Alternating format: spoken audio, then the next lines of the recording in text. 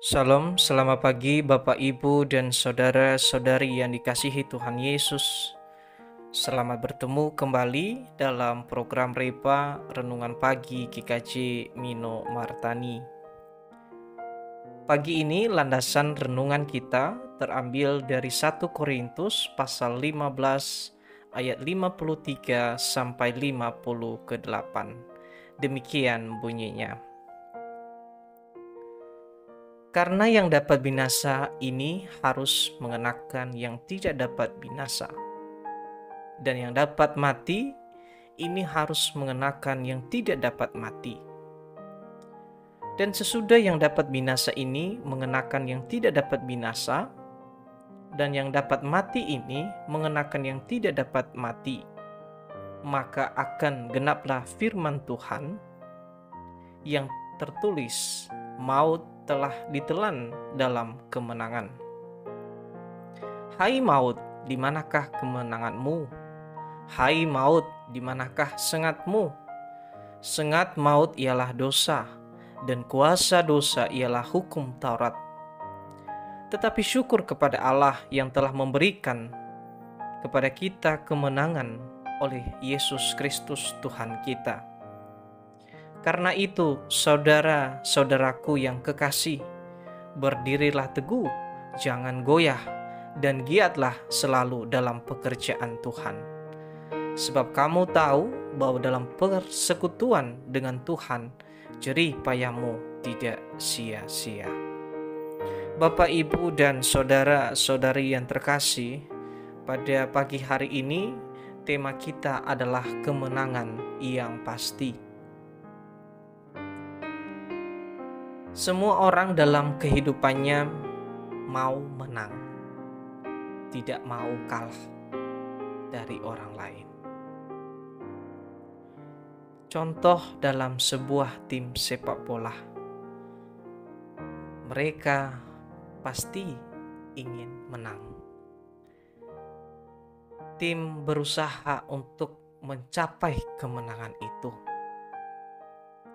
Dalam usaha pun juga pasti ada target yang ingin dicapai. Seperti pilkada, pemilu, tentu calon atau caleg, tentu mereka berusaha, mereka ingin mencapai kemenangan. Kemenangan itu adalah sebuah kata istilah yang memang diberikan kepada seseorang yang berhasil baik dalam sebuah ujian yang dia lalui dan telah menyelesaikan itu. Jadi kemenangan yang dimaksud dalam bacaan kita pagi ini adalah kemenangan yang sejati sebagai orang yang percaya kepada Kristus.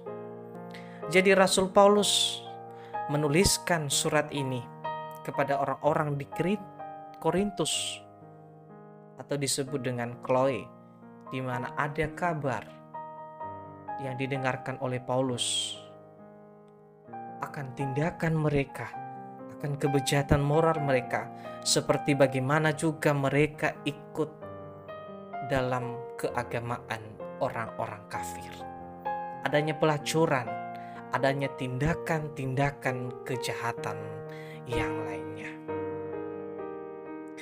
Namun pertanyaannya dalam kehidupan kita saat ini adalah bagaimana meraih kemenangan itu. Dalam bacaan kita diajarkan kita yang pertama adalah keteguhan dalam hidup. Bila kita melihat dalam ayatnya 58 itu mengatakan berdirilah teguh.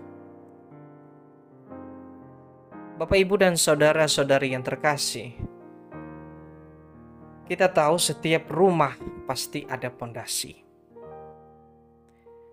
Tetapi bagaimana jikalau pondasi atau bangunan sebuah rumah itu tidak kuat, maka sangatlah mudah untuk dapat jatuh, sangatlah mudah untuk roboh, sangatlah mudah hancur. Jadi Paulus menekankan dalam nasihatnya adalah untuk dapat memiliki pendirian, memiliki keyakinan hidup, yakni kepada Kristus. Yang kedua adalah tidak mudah goyah. Mencapai segala sesuatu pasti ada proses, ada tantangan yang akan dihadapi.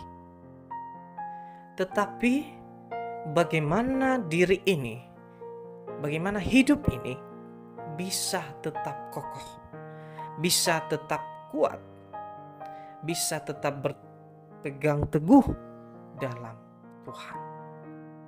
Jadi untuk dapat mencapai kemenangan yang pasti itu, yakni tidak mudah goyah. Yang ketiga, orang yang meraih kemenangan yang pasti itu adalah orang yang melayani Tuhan. Kalau kita melihat di 58 itu mengatakan bahwa giatlah selalu dalam pekerjaan Tuhan.